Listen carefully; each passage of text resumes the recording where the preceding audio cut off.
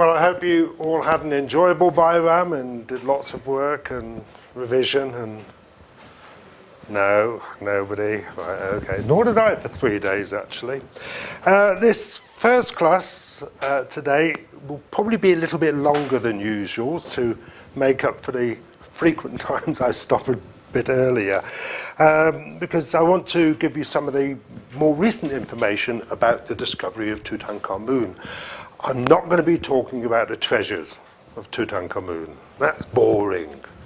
Remember what what's his name said it? Leonard Woolley.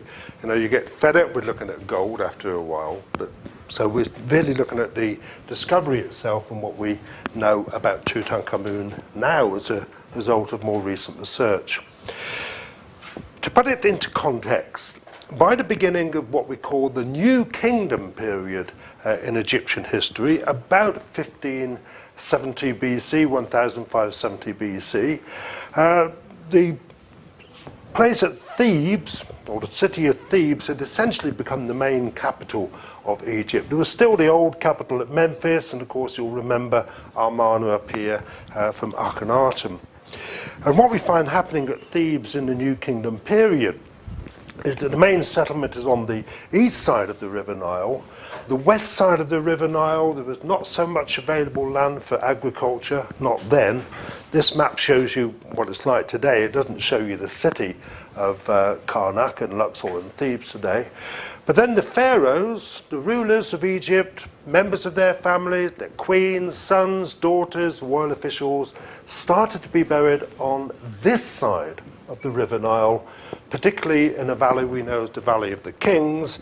They're not all kings buried there. There's all sorts of people buried there.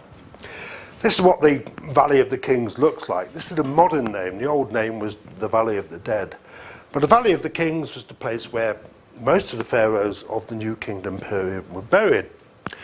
Soon after they were buried, pretty shortly after they were buried, their tombs started to be robbed. More and more tombs were found and robbed of their contents, and bit by bit, some of the tombs were left open for other people to see. So that by about 1827, when this man here, Sir John Gardner Wilkinson, arrived in the Valley of the Kings, he could see something like 18 visible tombs. Well, Gardner Wilkinson, of course, is arriving there after Champollion has deciphered hieroglyphics. So he's able to read the hieroglyphics in some of the tombs, in the visible tombs. He's able to identify the owners of the tombs.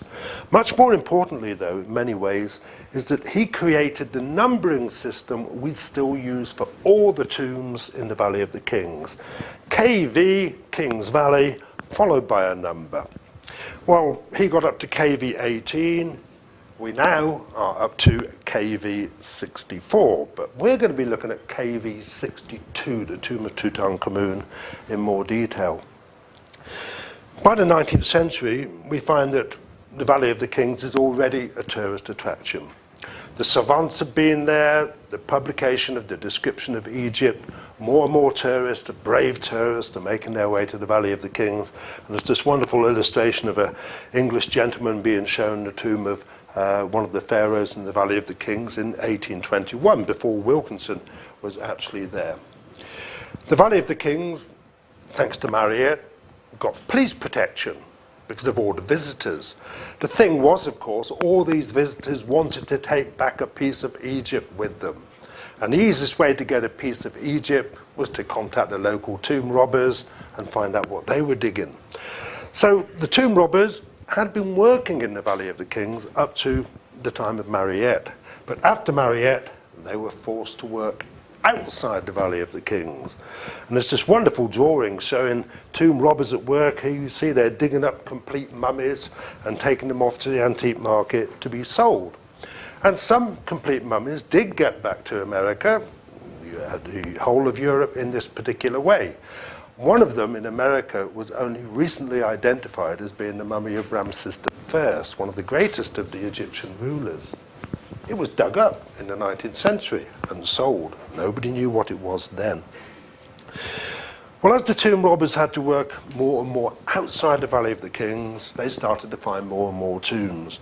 And in the early 1870s, suddenly, a whole series of objects began to appear on the antiques market, objects with cartouches on them. They had to come from a royal tomb. But it wasn't until 1880 that the police managed to find one of these suspected tomb robbers. They tortured him to get the information, and he revealed that he and his family had found basically a hole in the ground that was filled with mummies. They'd robbed these of their jewellery, but basically left the mummies there. An excavation was immediately organised at this place called Deir el-Bahri, and here you see a photograph of the excavators working at the bottom of what was basically not even a tomb. It was just a large hole carved in the rock. This is what it looks like today. It's being re-excavated at the moment. But what they found in 1881 was the number's not quite certain, either 48 or 50 mummies or 51. There is no precise number. But most of these mummies were in their original cases, and because they still had the name of the person buried in the mummy case on them, they could be identified. So here we have, for example, Amenhotep the First. A few of the mummies were not in mummy cases, but they could still be identified because tied onto their foot, just like in a modern mortuary with a dead body, was a little label giving the details of this particular person, who it was. Well, these labels actually gave the really crucial piece of information in many ways about this group of mummies, the Deir el-Bahri mummy cache. What these labels said was that the mummies had been sitting in their original tomb until round about the 1155 BC, when there was a civil war in Egypt. The tombs had been broken into. So the priest who looked after the tombs took these mummies from their original tombs and put them in the burial place of Seti I. Seti I, the owner of the great tomb of Belzoni. Then they had put some more bodies in there, but the tombs were broken into again. The tomb of Seti I was broken into again, and so the bodies were taken away and put in this particular place for safety. And we know that this happened. Here's a selection of the royal mummy cache, as we call it. We know this happened after 969 BC, because that's the date of the latest mummy in what we call the Deir el-Bahri mummy cache, the high priest Pinjuchem. The really significant thing about the Deir el-Bahri cache, though, was this. In the Valley of the Kings, several tombs have been identified, completely robbed. By this time, people had a long list of all the pharaohs, and there were basically something like 11 or so pharaohs whose bodies were missing or whose tombs were missing. They could identify several of these pharaohs as being buried in the royal cache at Deir el-Bahri, including Seti I. Seti I is the owner of Belzoni's great tomb. And I like to put him on because this is the guy who's the inspiration. This mummy is the inspiration for every mummy picture ever since then. Since the first one with Boris Karloff in the 1930s, they're all based on Seti I. Well, the discovery of the Deir el-Bahri cache meant that basically there were only 9 or so pharaohs' mummies missing. Pharaohs, mummies, and tombs as well. So people started to look in the Valley of the Kings for the other mummies, for the other tombs. And this ended up with the discovery of KV35. KV35 was the robbed tomb of Amenhotep II. It had another group of mummies in it, some in their mummy cases, but some of them not. Unfortunately, no labels to identify those that didn't have a mummy case. They were able to identify eventually all of the mummies in KV35 except 4. 3 of those are shown here. They're known as the older woman, the young prince, and the younger woman. And the importance of this will become more obvious later. Well, once they identified the mummies in KV35, there were only 3 pharaohs whose bodies or tombs were still missing.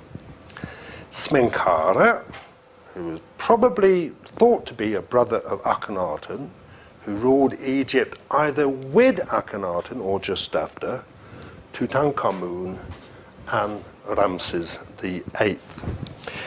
Well, search continues, and in 1902, what we find, here's those three mummies as they are today, with the old woman, the young prince, and the young woman there. And here's the mummy of Amenhotep III that was found in KV35. He's significant to today's class because he is the father of Akhenaten, the grandfather of Tutankhamun. In 1902, we find the Egyptian archaeologist Theodore Davis arriving in the Valley of the Kings to go and find the rest of the pharaohs. And he meets up with Howard Carter. Howard Carter, an Englishman, trained in archaeology at Amarna with Flinders Petrie, then appointed as Inspector of Ancient Monuments for Lower Egypt. He's the natural person to work with Davis on trying to find some more tombs.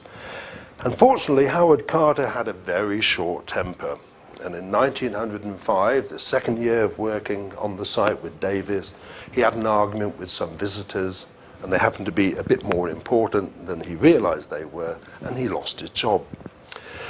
Davis kept on working in the Valley of the Kings. He decided to concentrate his work in this area here. KV9, tomb number 9, is the tomb of either Ramesses V or Ramesses VI. It's not quite certain. But this was the only area in the Valley of the Kings that hadn't been properly looked at. So this is where Davis started work, and sure enough, he eventually found what he thought was a royal tomb in 1907, KV 54. That's the tomb of Ramesses the 5th or 6th, KV 9, over in the background there.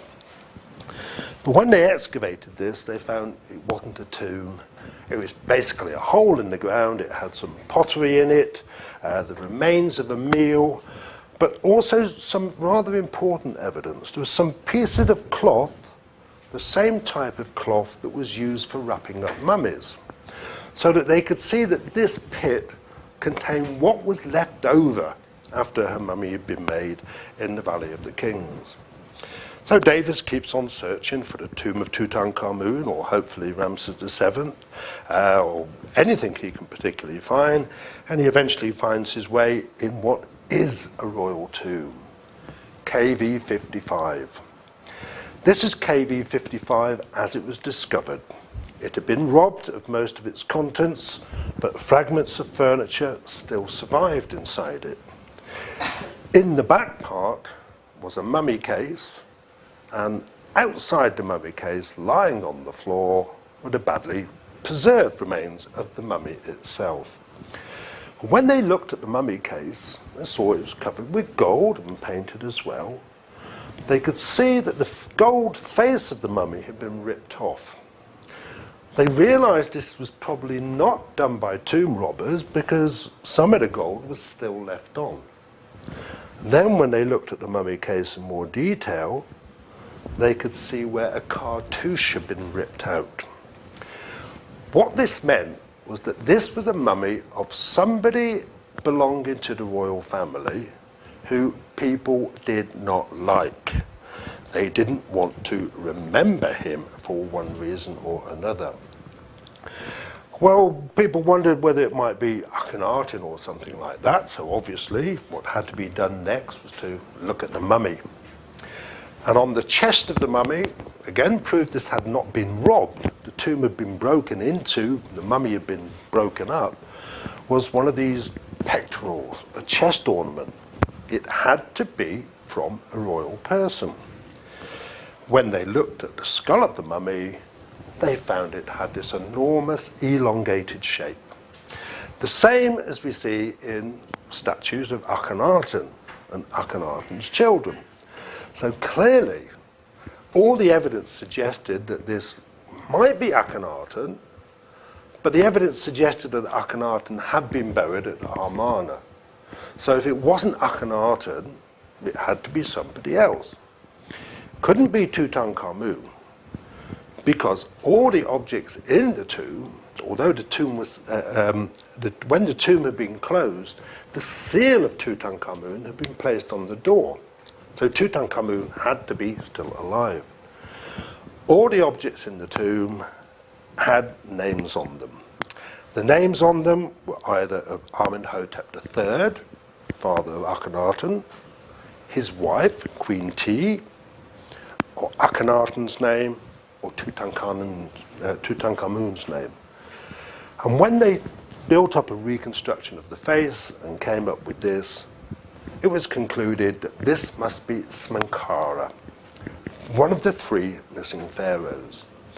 It fitted in many ways. This was somebody who belonged to Akhenaten's family, but the mummy had been defaced. Well, the end of Artenism, Tutankhamun brings back the worship of the old gods. Davis still wants to find, of course, the tomb of Tutankhamun and the tomb of Ramses VIII. And in 1908, 1 year later, he finds one more tomb, KV 58. He found some other tombs as well, but this is KV 58. This was completely empty. Nothing in it except a few pieces of gold foil, very thin gold. This gold foil had two names on it. One was Tutankhamun, the other was I. Well, I was known from the records to have been the senior royal official of Akhenaten. He was known to be the senior royal official of Tutankhamun, who became pharaoh at 9. After Tutankhamun died, I marries Tutankhamun's widow, and he becomes pharaoh himself. Well, discovering this empty tomb with this piece of gold in it with the names of Tutankhamun and I on it convinced Davis that this tomb, KV 58, must have been the tomb of Tutankhamun. It had been completely robbed of its contents. So when Davis wrote up his excavation report in 1914, he said, "There is nothing left to be found in the Valley of the Kings. Ramses VIII, the missing one, his tomb must be somewhere outside." Everybody basically agreed with him, and the Valley of the Kings had been dug over and over and over again from before the time of the savants, since the time of Belzoni, archaeologists and others had been working there. So it seemed likely. KV 58 was probably the robbed tomb of Tutankhamun. The one person who didn't agree with this was Howard Carter. His reasons for disagreeing with Davis were that the KV 58 tomb was too small, he thought, to be that of a pharaoh. He also thought that because of all the other objects with Tutankhamun's name on them and other things like that, so few had been found in that tomb, Tutankhamun must be buried somewhere else. Well, Davis died in 1915. And the permit to excavate in the Valley of the Kings, to look for the tombs of the pharaohs, was given to Lord Carnarvon. He's a Welshman, but we'll call him English for the time being. Well, Lord Carnarvon is an old friend of Howard Carter's. They both had been dealing in antiquities in Egypt for several years. So what Lord Carnarvon does is he applies for the permit to excavate in the Valley of the Kings. Howard Carter becomes his main excavator. The permit that Lord Carnarvon got was the standard excavation permit of the time. If you find an undisturbed tomb, all the contents go to Egypt. If you find a robbed tomb, half of the contents go to the excavator, half to the Egyptian people. Well, Carnarvon was perfectly happy with this agreement. All the tombs that had been excavated in the Valley of the Kings had been excavated, had been robbed in the past. If he found the tomb of Tutankhamun, it was bound to be robbed. He'd get half the material. It's worthwhile spending the money on this. So Howard Carter starts working in the Valley of the Kings. he starts working right by the tomb of Ramses V or VI, KV9. People think he's an idiot. The area's been looked at so often before, but Carter has a secret piece of evidence. KV54, the pit excavated by Davis, contained mummy wrapping cloth. One of the pieces of mummy wrapping cloth had the name of Tutankhamun on it and the year date for the same year that Tutankhamun died. What Davis didn't know, what Carter knew, was that KV54 contained what was left over from the burial of Tutankhamun. So Tutankhamun's tomb had to be within a short distance of that pit. We know from Carter's own records that the first season he started working at the site, immediately beneath KV9, he found some steps going into the ground.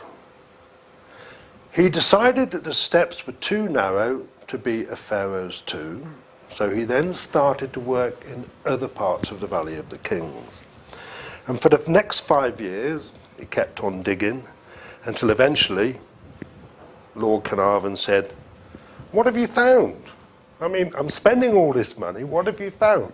"Well, I've got a broken piece of pottery with Tutankhamun's name on it, and that's it."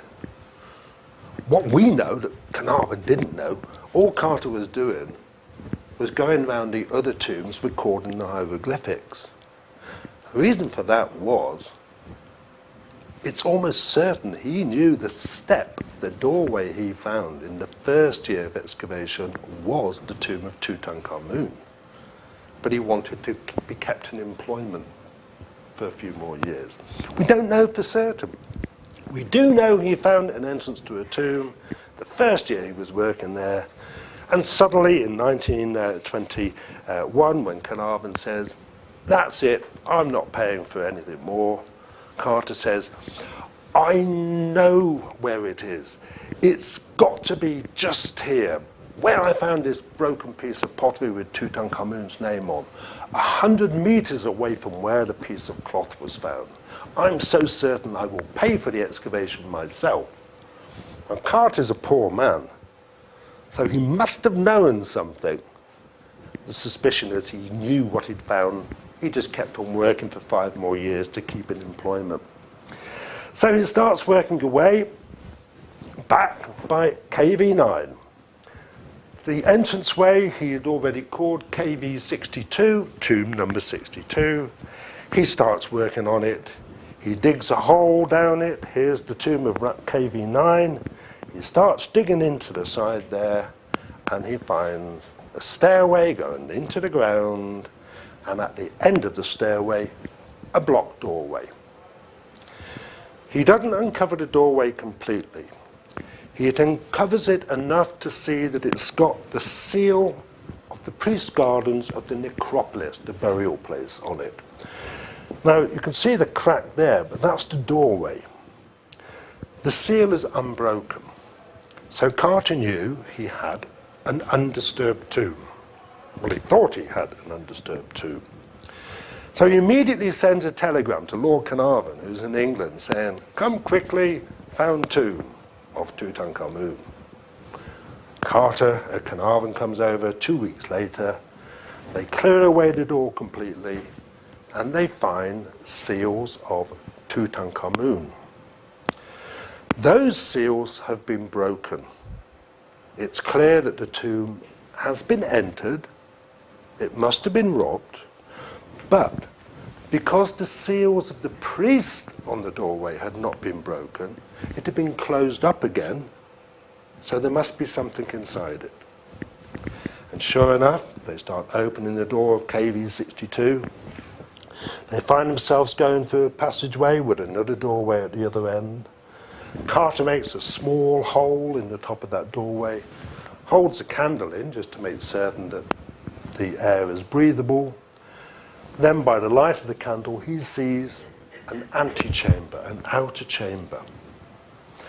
Well, when they took the doorway down, what they saw was absolutely incredible.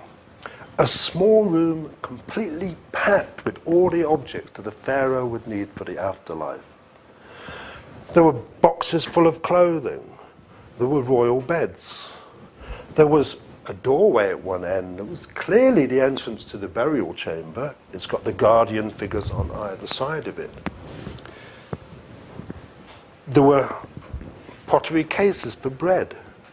More beds. There were 3 double beds altogether. Furniture piled up. In one corner, chariots. All sorts of things there.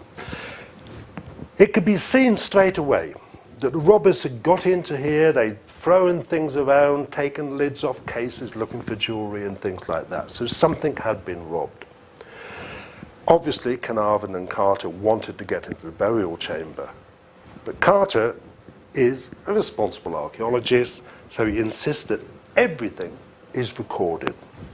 Photographed and drawn, and then taken out of the tomb before, for conservation before anything else happens. In the process, they discover another small room off to one side of the tomb, which we call the annex, a crawl hole. They could see the robbers had got into this and started pulling jewellery out. A pottery jar had been left there on its side with the remains of the oil inside it. So the robbers had been disturbed while they were in there and probably executed afterwards. Then it took several more months before it was possible to clear everything out and then start excavating the burial chamber. You can see the difficulty in taking the artifacts out of the tomb. Now, with everything recorded in these 2 rooms, the sealed doorway to the burial chamber, it's time to look at that. They cleared it away. Carter and Carnarvon claim that when they cleared this pile of material away, they found a small hole in it, big enough for a boy to get through, suggesting that the burial chamber had been robbed. This is what they claim. There is no photograph that shows that hole. So they were a bit worried it might actually have been robbed, but when they took the doorway down, they could see inside a wooden shrine covered with gold. There are actually 7 of these altogether, stacked on top of each other. Well, at this particular moment, having found the seal of Tutankhamun on the doorway of the shrine, so nobody had gone into that since he was buried, everybody is happy, and Lord Carnarvon dies. An infected mosquito bite. Not the curse of the pharaohs. There is no such thing as a curse of the pharaohs, I hope. So Carter was left to actually open the tomb itself. Slowly opening each one of the doors, finally getting through to the final, to the 7th and innermost wooden shrine. All these were taken out, they were recorded, and what they found in the centre was a sarcophagus. But a very strange sarcophagus. The lid was broken. But the tomb, the burial chamber, had not been open, or rather the shrines had not been open since the time of Tutankhamun. So it was broken when it was put on the sarcophagus. Rather strange. The other thing is, the lid is made of a yellow stone. The body of the sarcophagus is a red stone. So Carter thought, this is reused. This has been taken from somewhere else to put the body in. This has not been made for Tutankhamun. One of the first mysteries of the burial. Well, before they could open the sarcophagus, they had to clear out one more room, which became known as the treasury. It was packed with all the jewelry and private possessions of Tutankhamun, all piled up neatly in all these chests like this. A selection of just some of his jewelry. I mean, there's way too much to actually show, but some of his bracelets, for example. His canopic chest. Remember, in mummification, you took all the internal organs out in the brain, and you put them separately in a box called a canopic chest. This covered with gold. And also, very much a surprise, a small wooden box which contained 2 children's mummies, or rather infants' mummies. Each one with a gold outer case, a gold inner case, and the mummy inside. And it could be seen that either these children had died immediately after being born, or they'd never been born alive, one thing or the other. That was established quite early on. Then the sarcophagus. The lid's lifted off. They find the gold mummy case, the outer mummy case. There's an inner one inside that. When that's lifted off, with everything being very carefully recorded, the pharaoh's body is revealed with his golden hands and a golden death mask like that. This is what Carter, the stage Carter, had got to. He then had to unwrap the mummy. And in the mummy wrappings were all sorts of amazing objects. The gold mask, death mask itself is very incredible and wonderful piece of work. But just to give you an insight into the amount of work it took to excavate this tomb, 7 years, these detailed drawings that Carter made of every single object he found wrapped around the mummy, until eventually the mummy of Tutankhamun was revealed. This is the 1920s photograph. This is a more recent photograph of his head. Well, the usual things you find with a pharaoh, the gold pectoral, for example, on the chest, the imitation gold beard, all sorts of things like that. Howard Carter makes his way back to England, having finished the excavation of the tomb and having started to deal with one of the biggest problems. Remember the agreement. The contents of an undisturbed tomb became the property of the Egyptian government. The contents of a disturbed tomb divided equally between the Egyptian government and the finder. Well, the outer part of the tomb had been broken into. The inner part of the tomb, Carter and Carnarvon said had been broken into, but the burial hadn't been disturbed. Legal arguments start. Carnarvon's dead. Carter suddenly says, I don't want anything. Carnarvon's family eventually agree it should go to the Egyptian government, the only intact pharaoh's burial that's ever been found. So Carter spent the years between 1928 and 1929 writing his report. It was completed in 1939, just before he died. In this report, he pointed out some of the mysteries. The sarcophagus was reused. The bottom part red stone, the top part yellow stone. The lid was broken. The death mask, when examined closely, it could be seen that this had been made for somebody else. Their face had been cut out, and this face had been put in. So the death mask was, in a sense, reused. Once you start looking at all of this together, other things became rather mysterious. There were 50,000 separate objects in the tomb. 80% of them had no connection with Tutankhamun. Carter realized everything tied in with what the historical evidence indicated. Tutankhamun became pharaoh age 9. He died age 19. Suddenly, I became pharaoh. A suspicion that I might have murdered Tutankhamun. Well, that was possible. But everything about the tomb did not reflect Egyptian tradition. A person should be buried with their property. 80% of the objects didn't belong to Tutankhamun. The sarcophagus was reused, the death mask was reused. Gradually, this picture appeared that Tutankhamun had died so suddenly, and I had taken power so quickly, he had to bury Tutankhamun as soon as possible. He just got whatever he could from the royal storerooms, it didn't matter who it belonged to, piled it in the tomb. I need a sarcophagus. Well, there's an empty one over here, it doesn't have a lid. Find me a lid. I need a death mask. Oh, well, got a spare one. It was made for Amenhotep I. Take his face off. put another face on. And that's basically what had happened. Well, that was the end of the story of Tutankhamun for quite a long time. In fact, until the 1960s. People started to examine things from the tomb more carefully.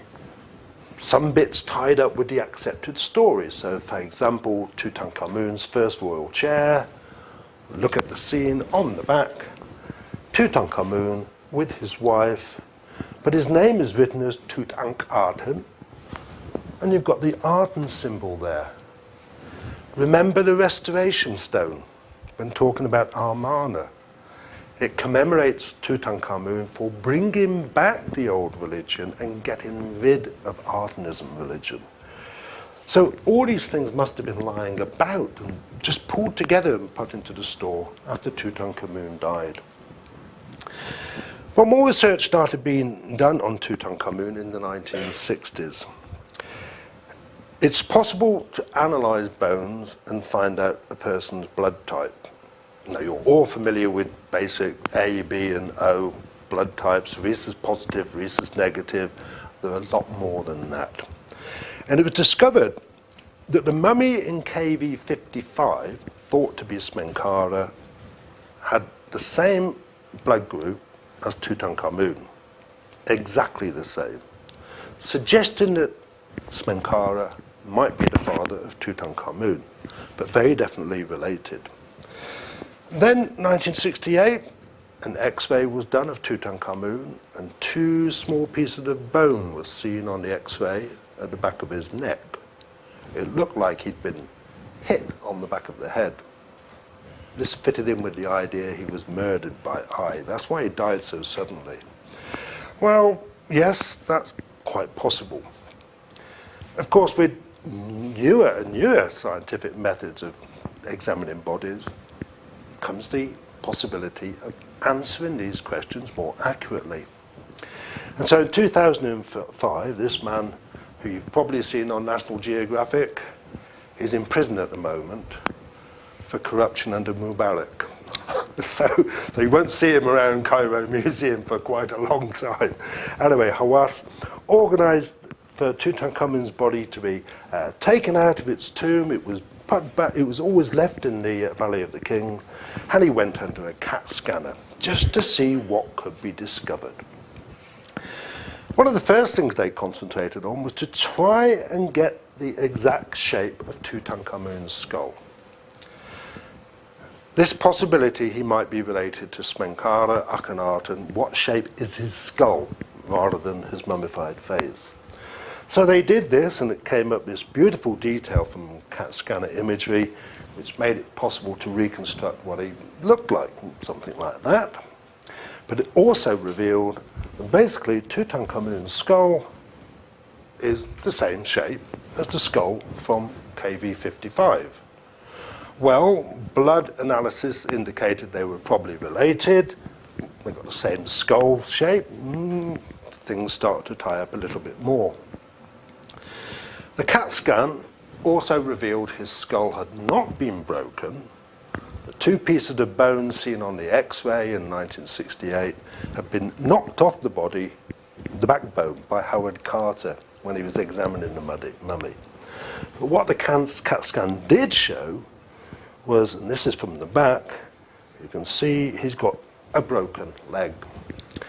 This had not healed before he died. When he was mummified, the glue they used went into the wound and was found sticking on the bone. So this began to indicate, well, yes, he'd broken his left leg or something like that shortly before he died. The CAT scan analysis also revealed that he had a greatly deformed left foot. That's a profile X-ray of his right foot, there his left foot, and you can see how it's shaped upwards like that, and it's twisted when you look at the base.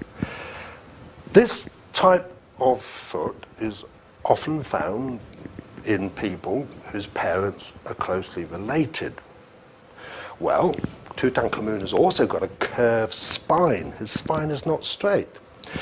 Curved spine, club foot, like this, explains why all the statues of Tutankhamun, most of them anyway, shown with a walking stick. His tomb was full of walking sticks. His left foot was deformed, his spine was deformed. He needed a walking stick. So then when they started looking at him a little bit more closely, an X-ray of his skull revealed he had what we call a cleft palate. The upper part of the jaw was not properly joined, making it difficult sometimes for people to speak. Easily repairable by an operation now, but not possible to repair in Tutankhamun's time. Twisted spine, deformed foot, cleft palate are common features of people whose parents are close relatives. In Egyptian society, amongst the pharaohs, it was common to marry a sister or a half-sister. So this starts giving a clue as to who Tutankhamun is. Nobody really knows who he is. He's not named as the son of Akhenaten, for example. DNA analysis. They decided to do DNA analysis of Tutankhamun, all the bodies that they knew were related to him. So, for example, his grandfather, Amenhotep, his great-grandmother, Thuya, these could be identified. And then look at a whole series of other bodies in the Valley of the Kings that weren't identified, but the indications, like KV55, Smenkhara, were probably related. And what this came up with, of course, was a real surprising piece of evidence. The body people thought was Smenkhara is Akhenaten. Akhenaten, you can try it by DNA analysis. Amenhotep III, we've got his body, we know who he is. Tutankhamun is a son of Akhenaten. The two children found in the tomb are children of Tutankhamun. When they looked at DNA analysis, though, they discovered that the old lady in KV35 is Amenhotep III's wife, Tutankhamun's grandmother, and the young lady, whose name we don't know, is Tutankhamun's mother. But she is the sister of Akhenaten. So Tutankhamun was the son of a brother and a sister. Absolutely no doubt about it. Well, I explained an awful lot of things about Tutankhamun, about the family connections, but it also brought up a vital piece of evidence as to how Tutankhamun died. DNA analysis can identify all sorts of things that are going on in your system. And it could be shown that Tutankhamun, in the 19 years he was alive, had suffered something like 10 attacks of malaria. Malaria carried by mosquitoes, but a particularly nasty type of malaria. And what the evidence would seem to suggest is, bearing in mind that this is a very unhealthy person, deformed foot, crooked spine, cleft palate, broken his leg shortly before birth, his parents are brother and sister, so genetic resistance to illnesses is rather reduced in many ways. He probably got an attack of malaria after breaking his leg and died from that. So that's the wonderful story about Tutankhamun in many ways, but the story doesn't end there. We have these two lovely ladies here, and not far from where they are buried, lo and behold, 2004, another royal tomb was discovered. That's Tutankhamun's tomb. Look at the queue. That's the queue for Tutankhamun's tomb. The entrance to the Valley of the Kings down there, you have to go by a sort of electric cart now. That's a kind of cafe type area. But right next to one of the other tombs, they found one more tomb, KV63. Although when this was excavated, it was found to be an underground storeroom rather than a tomb where bodies had been prepared for burial. And right next to it, well, there's KV62, Tutankhamun's tomb, KV9, 63 you've just looked at. They did some geophysical work in that area using a ground-penetrating radar, GPR. And this revealed that about 4 meters below the ground, there's a hole. What is that hole? Probably a tomb. If it is a tomb, whose tomb? We don't know.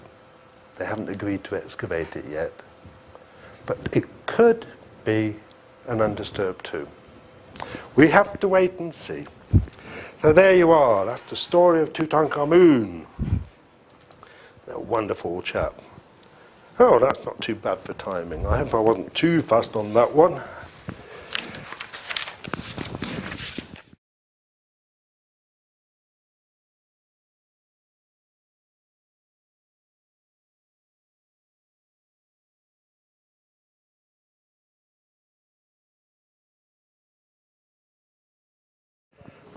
Well, I hope you all had an enjoyable BIRAM and did lots of work and revision and...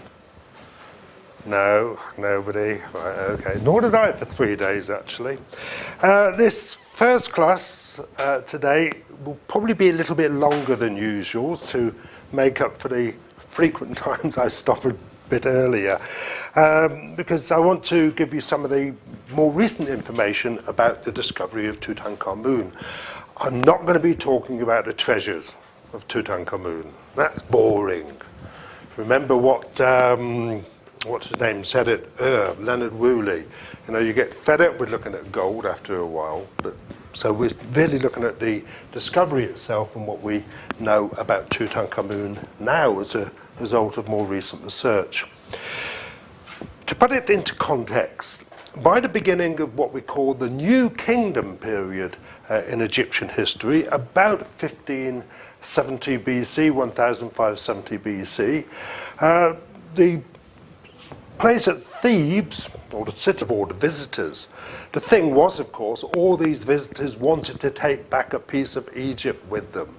And the easiest way to get a piece of Egypt was to contact the local tomb robbers and find out what they were digging.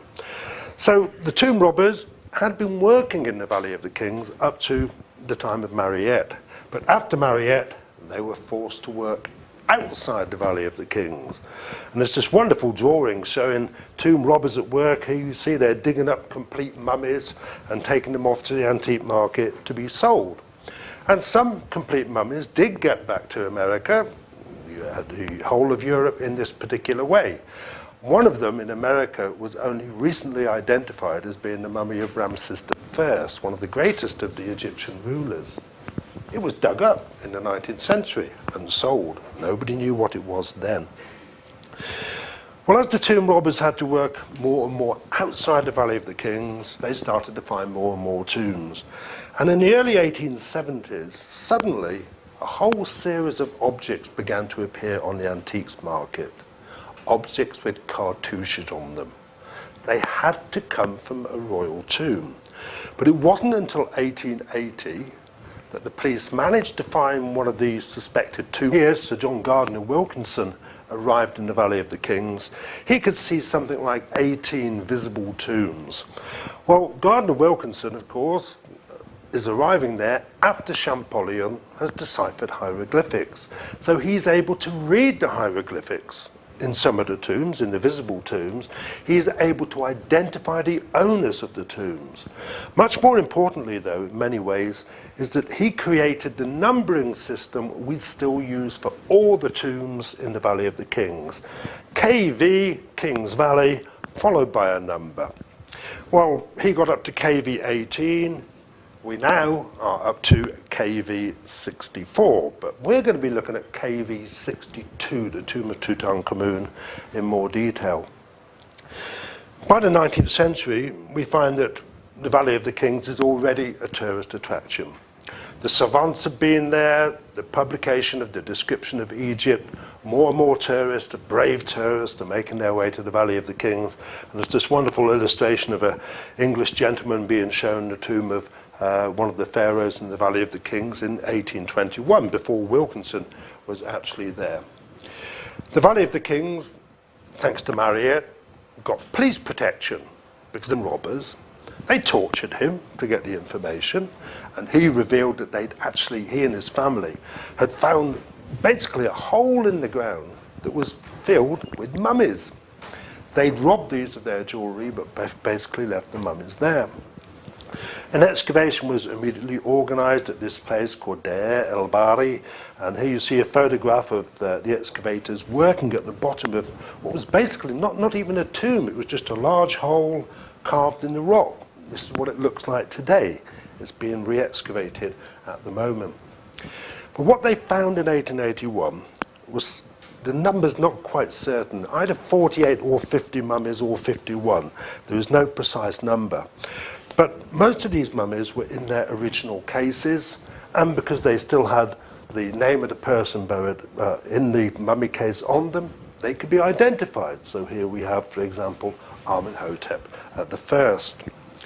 A few of the mummies were not in mummy cases, but they could still be identified because tied onto their foot, just like in a modern mortuary with a dead body, was a little label giving the details of this particular person, who it was. Well, these labels actually gave the really Thebes had essentially become the main capital of Egypt. There was still the old capital at Memphis, and of course you'll remember Amarna up here from Akhenaten. And what we find happening at Thebes in the New Kingdom period is that the main settlement is on the east side of the River Nile. The west side of the River Nile, there was not so much available land for agriculture, not then. This map shows you what it's like today. It doesn't show you the city of Karnak and Luxor and Thebes today.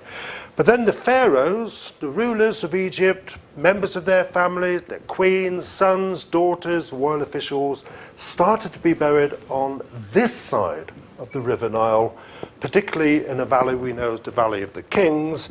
They're not all kings buried there, there's all sorts of people buried there.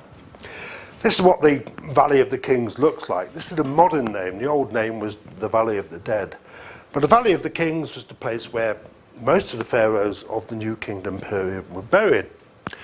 Soon after they were buried, pretty shortly after they were buried, their tombs started to be robbed. More and more tombs were found and robbed of their contents, and bit by bit, some of the tombs were left open for other people to see. So that by about 1827, when this man